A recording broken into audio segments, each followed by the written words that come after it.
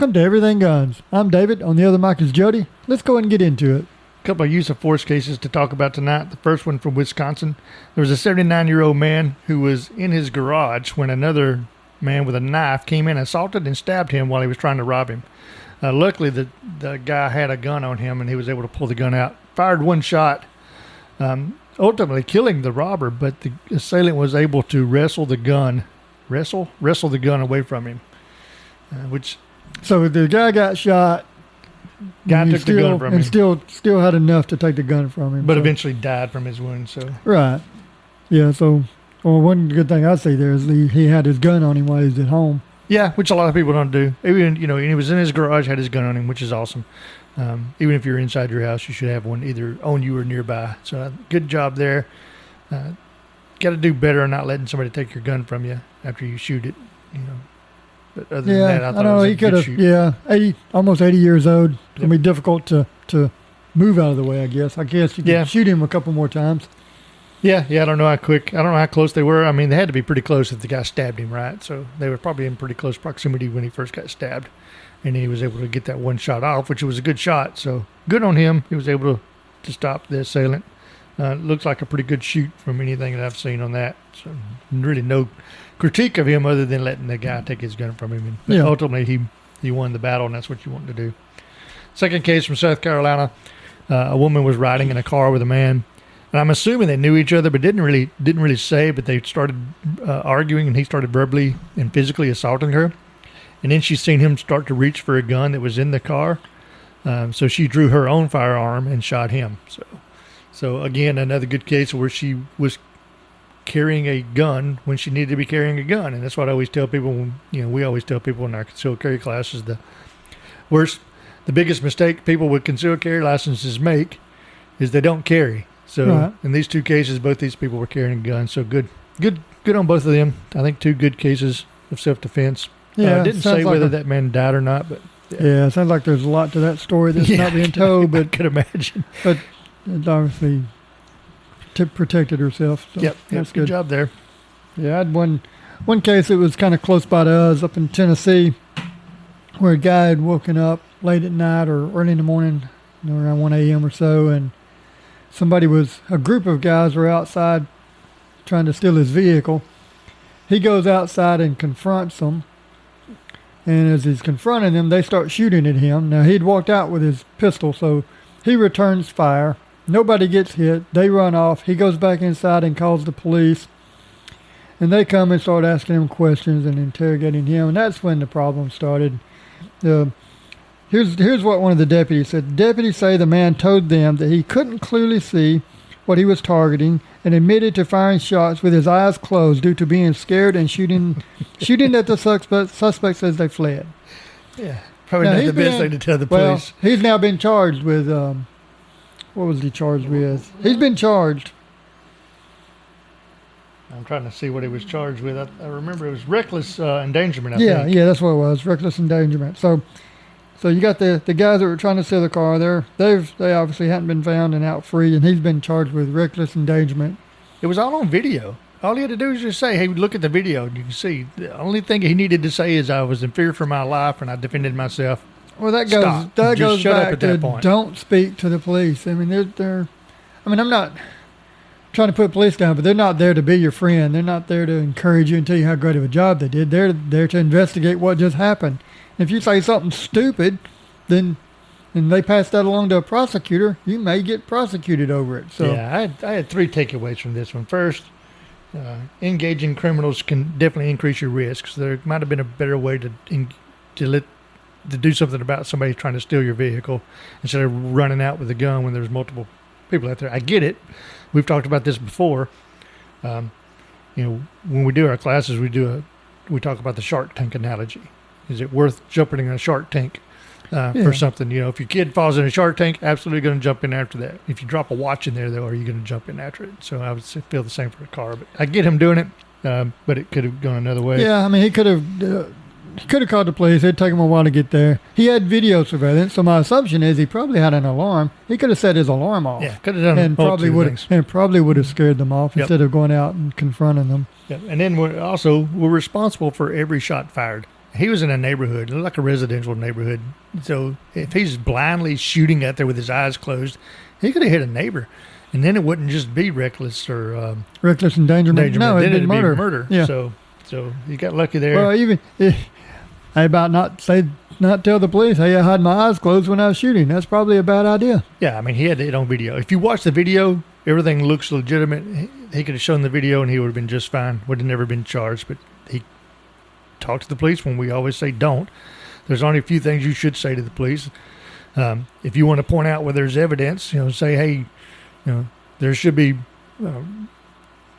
video evidence, maybe. Well, the video, I'm thinking of casings from where those guys were shooting at him because they shot first. Yeah, he went out and they shot first at him. So. Yeah, he was acting in self-defense.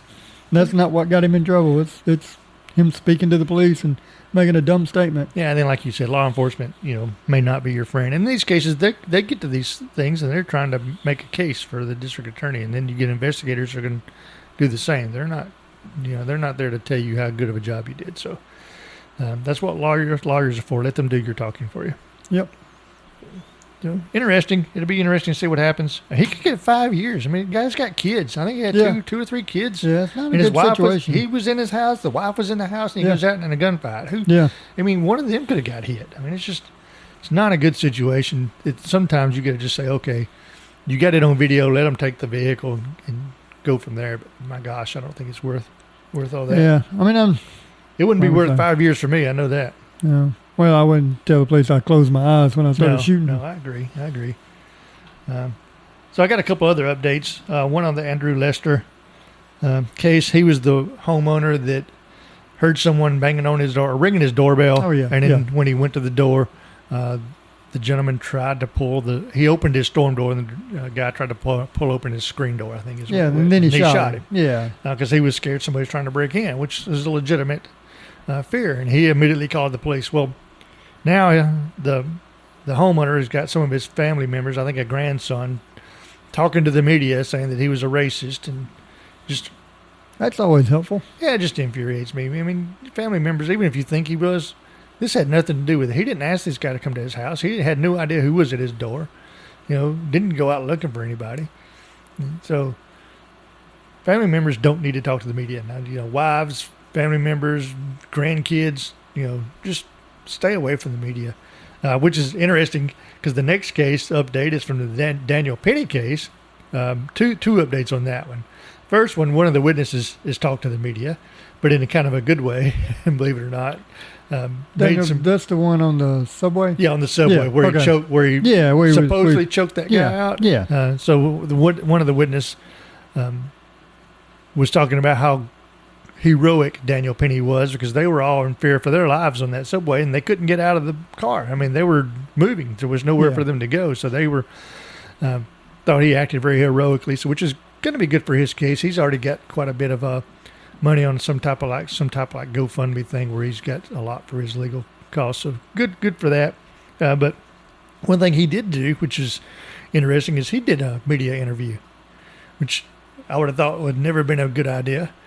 He had his lawyer with him. They didn't really talk about the case, but he did do something that kind of humanized him, where all this other media has been talking about how bad of a person he was, how racist he was, and all this. Now he's been on talking about himself in a good light. So I think it ultimately didn't look like it hurt him for his case because he really stayed away from that type of stuff. But you say he had his lawyer with him? He did. So yeah. I'm sure they went into that pretty well prepared, which is the way. If you're going to do that, let's be prepared and have a lawyer next to you so you know what to say, know what not to say. Yeah, I'd say normally that's not a good idea, but he has so much going against him with all the people kind of running him down. So it's probably a good idea that he did it. So that was pretty good. A couple updates there.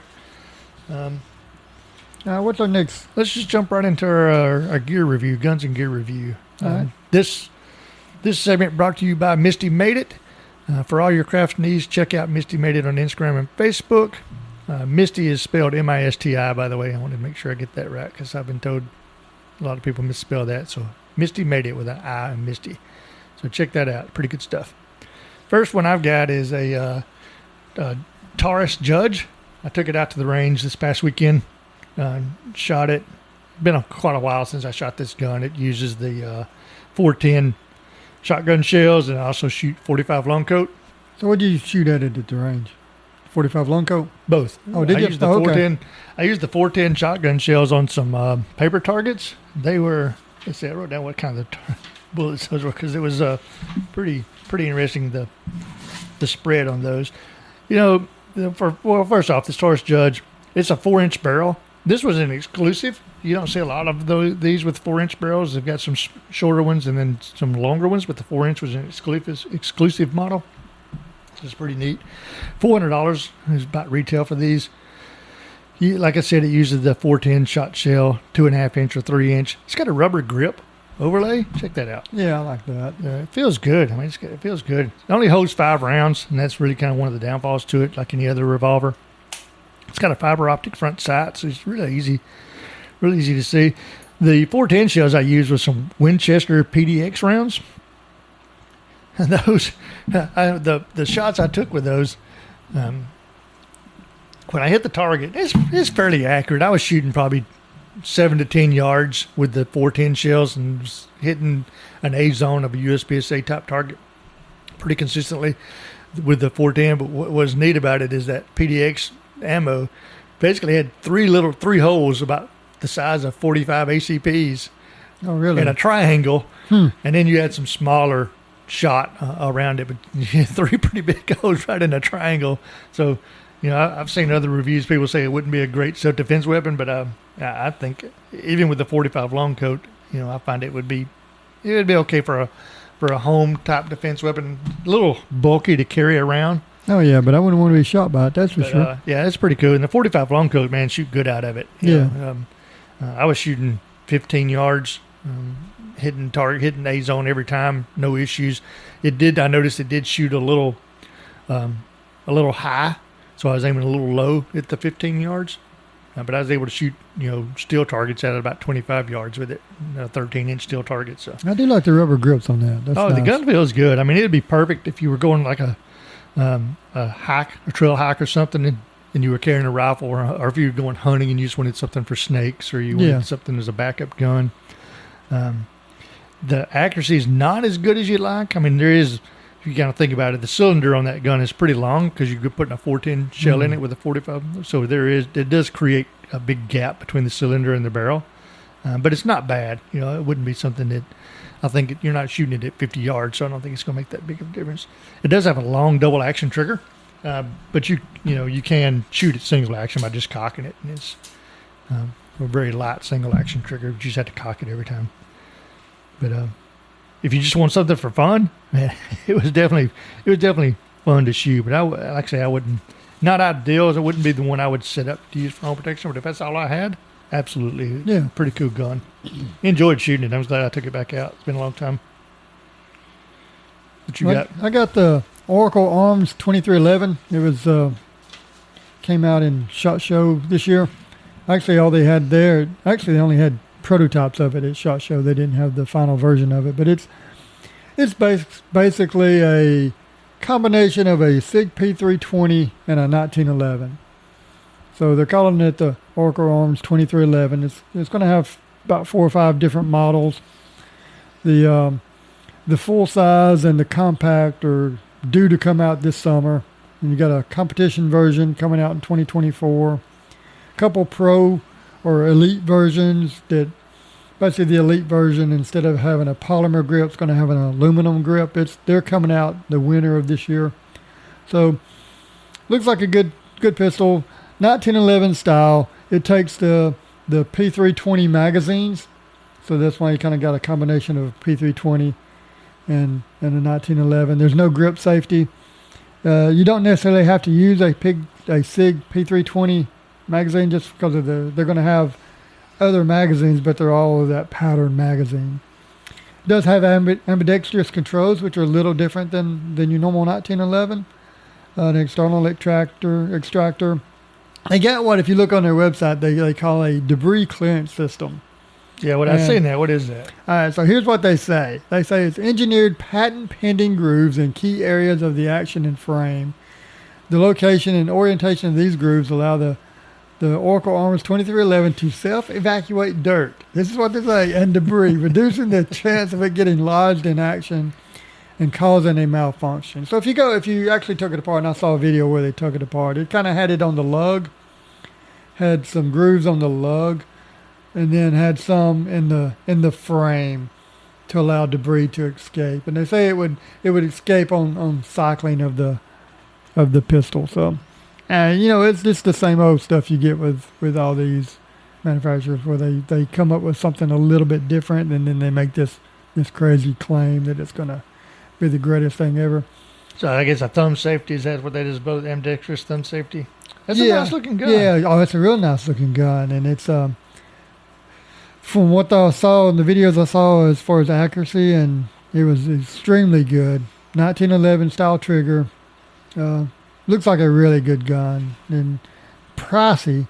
So your full size or your compact's going to be around $1,700. And it ranges all the way up to the competition version, which is going to be right around $3,000. So, oh really? But, so yeah, that's going to be expensive gun. Yeah. It's getting into the probably a little bit cheaper than a Staccato on some of the models, but as far as the videos I watched, it looked like a really nice gun. So the compact coming in right around the same price as the Springfield Prodigy. What's the barrel size on that? Oh, it's a 4.25, so same size as the Springfield Prodigy. Yeah, the full size is a 5-inch barrel. Yeah.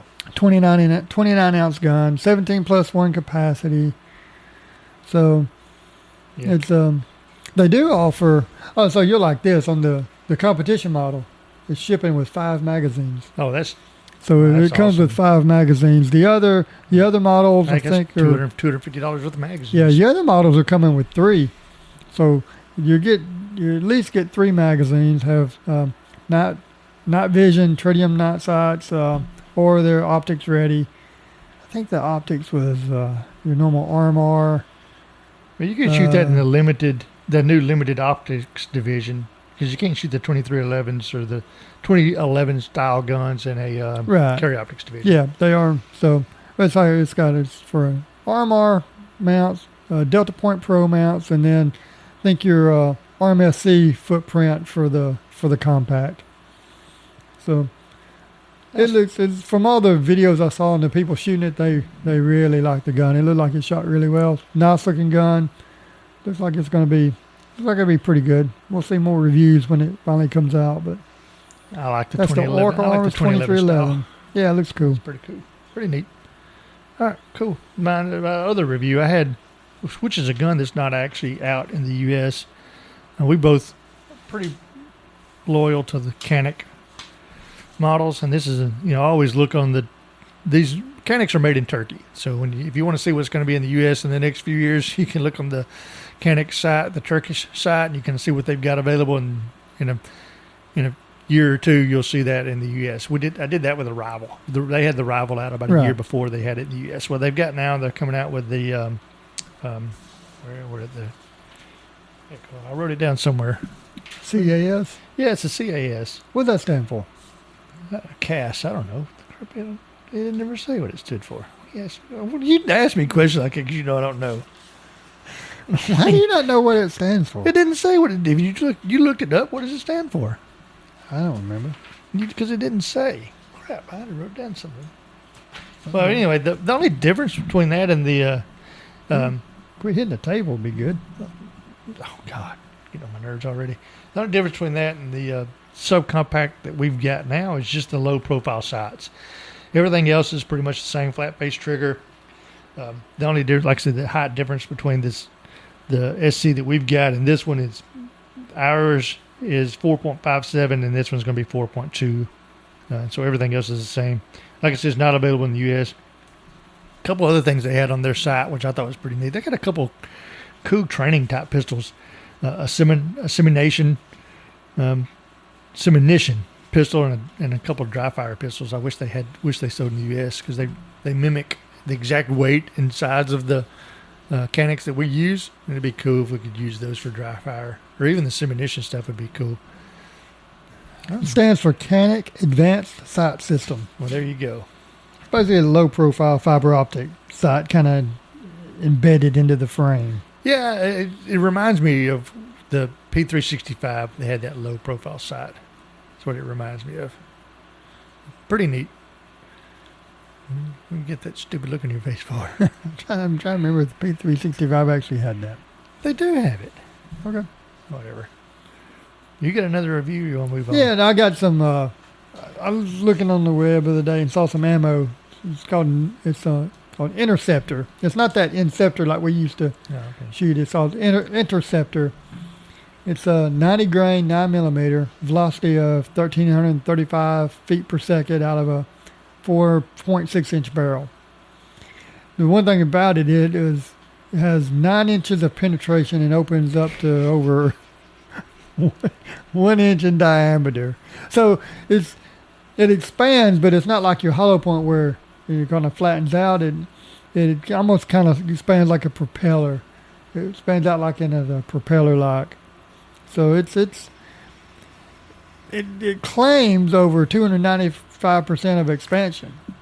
And it's watching some of the videos, it looked pretty decent. It's not a cheap. It's like $40 for 20 round box. So it's I guess around the normal amount, but it expands into 4 petals about a 1 1/16 of an inch. So it does have good expansion. All the videos I watched of it expanded pretty well and had some good penetration. So if you're looking for a 90 grain round, that's something you might want to look at for as far as a self-defense round. You say 90 grains? 90 grain. Oh wow. 90 grain 9mm. That's why it was 1,335 feet per second. So crazy. It's moving pretty quick, but does expand pretty well. So that was the 2 reviews I had for this week. What's next on our list? So we're going to add a new little segment today. What our top 5 carry guns. And how do you want to do this? You want to go back and forth, or yeah, we'll go read back them and all? forth. We'll go back and forth. What's your top one? What'd be your top? 5. Whatever. Let's start at the bottom. All right, let's start at the bottom. Well, I got 2 honorable mentions I want to start with. The first one is the honorable mention goes to the Smith & Wesson EZ380. The gun my wife carries. Nice shooting gun. Easy loader. I really like it. I mean, it's a good gun. They make a 9mm style of that as well now. So those are pretty good guns. And the one you might find interesting, the PX4 Storm Compact. And I picked that one because we shot your PX4 Storm out at the range the other day, and it shot so good. I thought, well, this compact would be pretty cool. It is a bit pricey though, man. It's $869 for that. How much? $869. Yeah, that seems a little high for that gun. And the Smith & Wesson EZ380 came in at $450 with a 3.6 inch barrel. Yeah, I'm not paying $869 for a PX4. No. That's way too high for that gun. But my number 5, so I'll do my number 5 now, is the Springfield 1911 double stack Prodigy. It's got a 4.25 inch barrel. Price tag $1,699. So that's my number 5. Not a real good gun, from what I could tell. Not a good gun? I don't think so. Some reviews I saw. I mean, I like the looks of it, and I like Springfields. I watched I think I was watching a guy shoot a Prodigy and a Staccato. I would say like the Staccato better, but the Prodigy still did well. So all right. So you had how many? I got number 5. You had some honorable mentions. I got 3 honorable mentions in. How about that? That's fine. What's your first honorable mention? The SIG P365 Spectra Comp. That's your number 5 or your No, that's honorable mention. I ain't got him at number 5 yet. I just changed my order just now too. My other honorable mention would be the Canik Mete MC9. That didn't make my top 5. It made mine. Yeah, I know it did. Yeah, it did not make my top 5. And then one I almost had in my top 5 was the Shadow Systems MR920 Elite. So that's almost a full-size gun, so that's why it didn't make my top 5. I almost went with the Mossberg MC2C Oh my gosh. Well, you We're got wrong 3. mine. I ain't got to my number It 5 didn't make yet. my number 5 either. Okay, here's my number 5 gun. It's the Oracle Armors 2311 Compact Elite, which we just did a review on those. Is that the one we those just guns. talked about? Yeah, Yeah, no. yeah. Well, it didn't come out till summer of 24, but it looks like, just looking at what they have out now or about to come out and what I saw on SHOT Show, it looks like it's going to be a good gun. And if we're talking about just guns I'd like to have, that'd be one I'd like to have. And it's going to be a similar price as that Prodigy I just talked about. So they're both coming around Yeah, $1,600, yeah. $1,700. Well, I mean, we're not worried about price on these, right? Well, I'll put price down on them. Yeah, but I want my top 5 if I care about, if I Okay. if All right. I didn't care about price, I'd already bought them. All right, my number 4. My number 4 is the Bull Armory SAS-2. It's a 2011 style, 1911 double stack style gun. 3.25 inch barrel. Comes in right at $1,500 with a 16+1 capacity. Very nice looking gun. So if you're wanting something that's going to really compare pretty evenly to the Staccato, Yeah. that Bull Armory, from everything I can see, compares to it. So I'd really like to have that one. So that's my number 4. All right. Well, my number 4 is the FN 509cc Edge. It's got the integrated compensator. A couple episodes back, episodes back, I did a review on that gun. Oh, wow, I don't remember that at all. Yeah, I know. Really, it was a good review. But yeah, it's Apparently. yeah, it's a good gun. All right, It cool. shoots really flat, so good reviews on it. That's my number 4. My number 3, the Canik MC9, the Mete MC9. Is that what the MC stands for? What does MC stand for? On that? Micro compact. Oh yeah, micro compact. It's a 3.18 inch barrel compared to the 3.6 of the supposedly subcompact one that we carry. Yeah. Good price on it, right at $400. Yeah, And one I inch just like wide. That Caniks, one's man. like an inch wide. Yeah, I suppose it has the Canik trigger, so it's a really good trigger. Yeah, I mean, I went back and forth on having that in my top 5, but there's others I wanted. My number, yeah, I just like Canik so much. I'd love to have that one. yeah, my number 3 is the Shadow System CR920P, and that's the CR920 with an integrated compensator. And if you go watch some videos of that, people are just shocked how flat that gun shoots. It's for the size of that gun. It's a subcompact.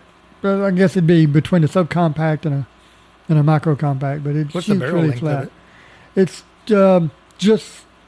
I don't know. I think I got it right here. Hold on, I'll tell you since you're gonna throw that on me. Well, you said it's between the two. Well, that seems like it. Now, give me a second. I'm glad you're prepared. That's Well, I got the webpage up. That's always good podcasting. I'd bet Dead it air. in. Yes, this is a good. Maybe they can hear the air Oh, yeah. conditioner. No, 3.75 inches. Okay. Yeah, it's a little it's bit definitely bigger. subcompact. The width is thinner than our carry guns. Its width is 1.05 inches. Total length 7.1. The capacity could be better. So you got a 13+1. So I'd prefer a better capacity, but Yeah, with that long of a is a gun, you would have thought so. And it's more compact than subcompact. But yeah, it's subcompact. Okay. Yeah. All right, my number 2 is the So- Staccato C2. 3.9 inch barrel. A little pricey, though. That one comes in right at $2,300. But, man, just from the Staccatos that we've seen, never got to shoot one yet. Really want to get one to shoot. But, man, Yeah. those are nicely built guns. So that's your number 3. That's my number 2. Oh, we're on number 2 already? Yeah. And my number 2 is what I'm currently carrying, the Canik TP9 Elite SC, which stands for subcompact. I know it does. Yeah. So that's my number 2 is the gun I currently carry. So I mean, if out of the top 5, I definitely want that one.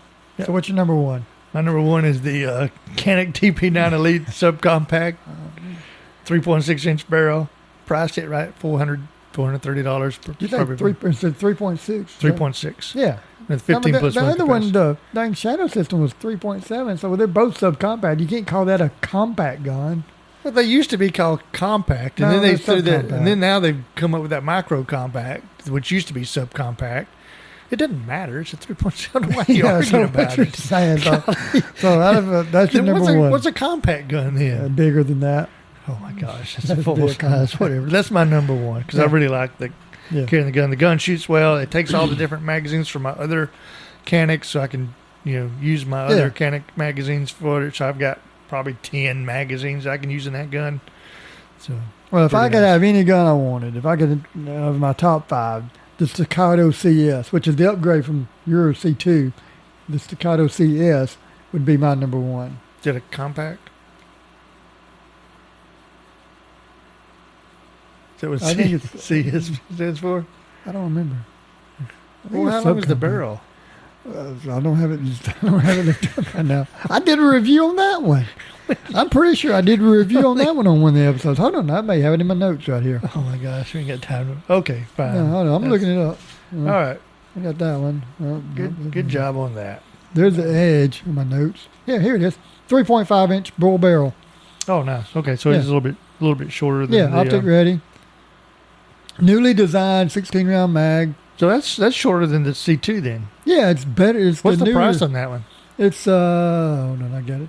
$2,500. Okay, so not much difference in the price. So if you go and look at it, it looks and feels like a C2 and probably and a P in many ways, but its grip is nearly 8% slimmer. That's if you remember when I did Oh, yeah, I the review. remember that now. They did a smaller grip on that one, so to make it more carryable. So Gotcha. so yeah, that would be my number 1. So I mean, I actually reviewed these that I have on my list. So what's our next segment? All right, I got a couple updates.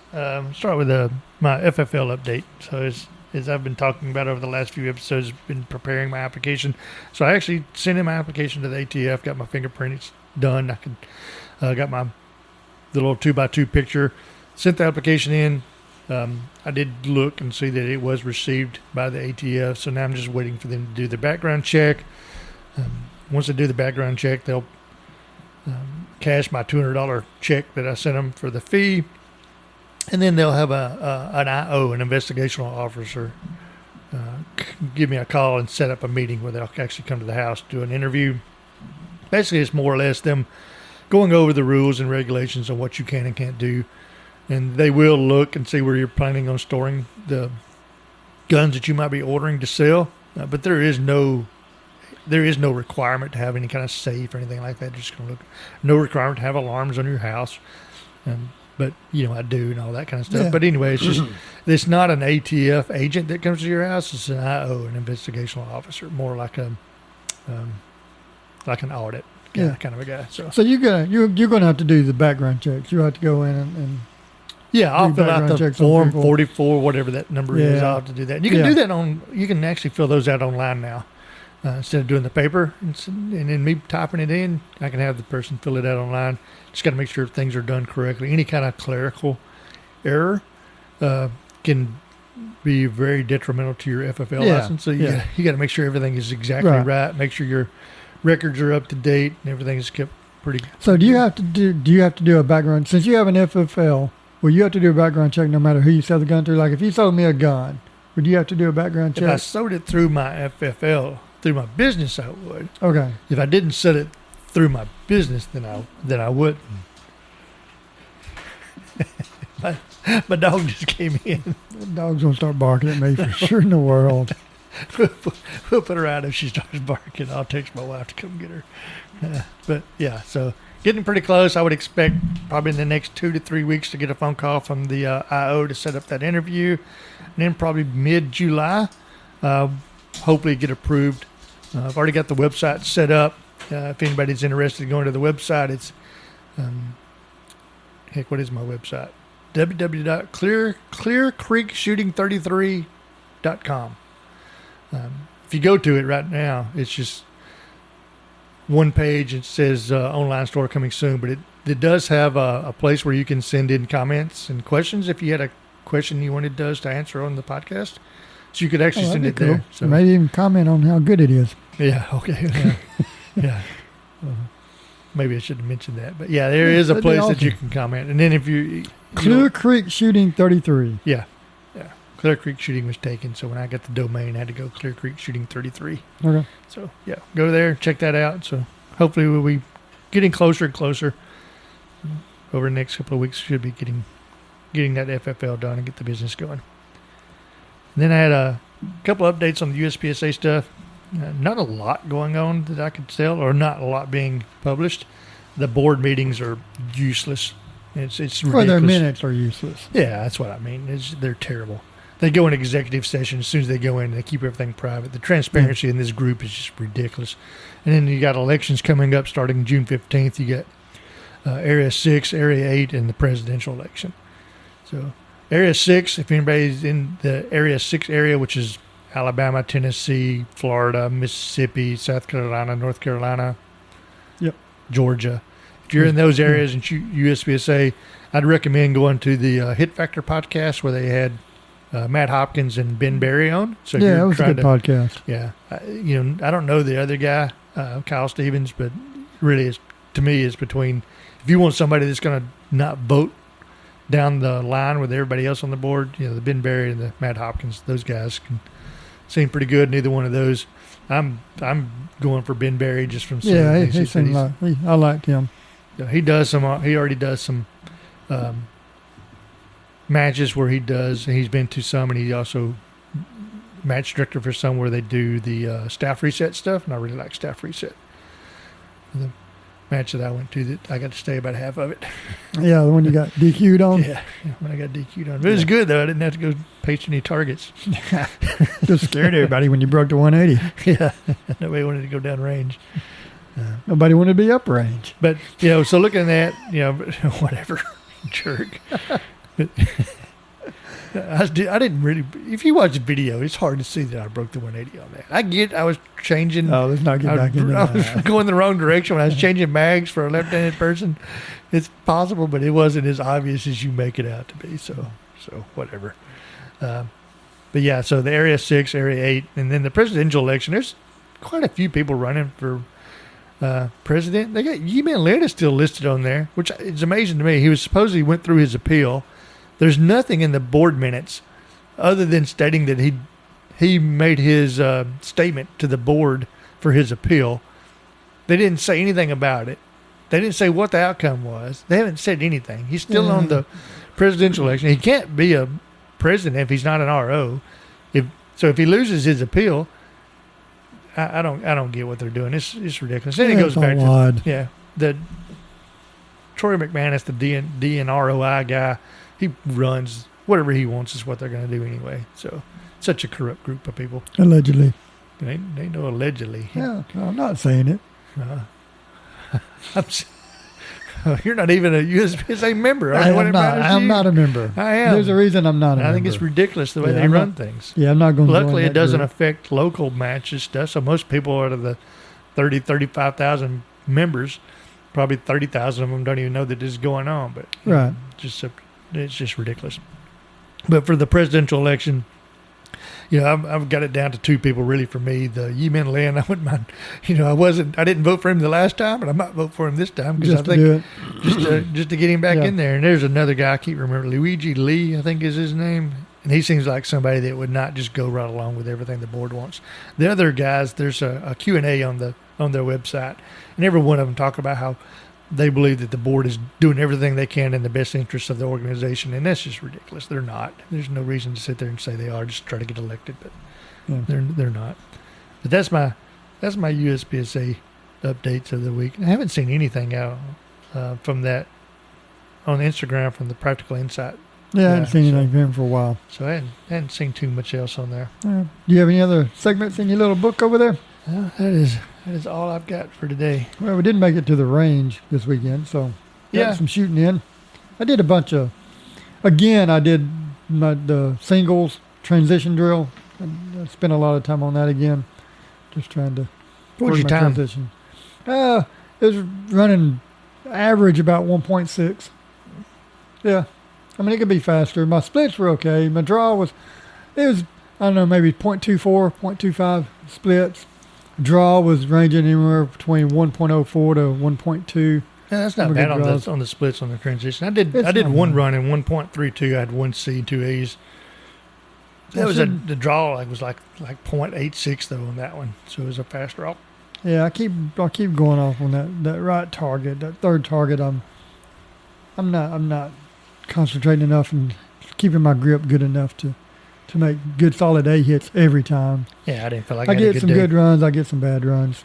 Yeah, first I lost a battery off my red dot, so that sucked. Yeah, the cover, The the cover. battery cover. Yeah, And then I went to shoot my carry gun, and it was off 2 inches to the right because I had just changed the battery in it probably the week before. I hadn't shot it since I changed the battery in it, and I wouldn't have thought it would have messed the zero up, but man, I was shooting 2 inches right. And it wasn't just me because you shot it, and it was still 2 inches to the right. So.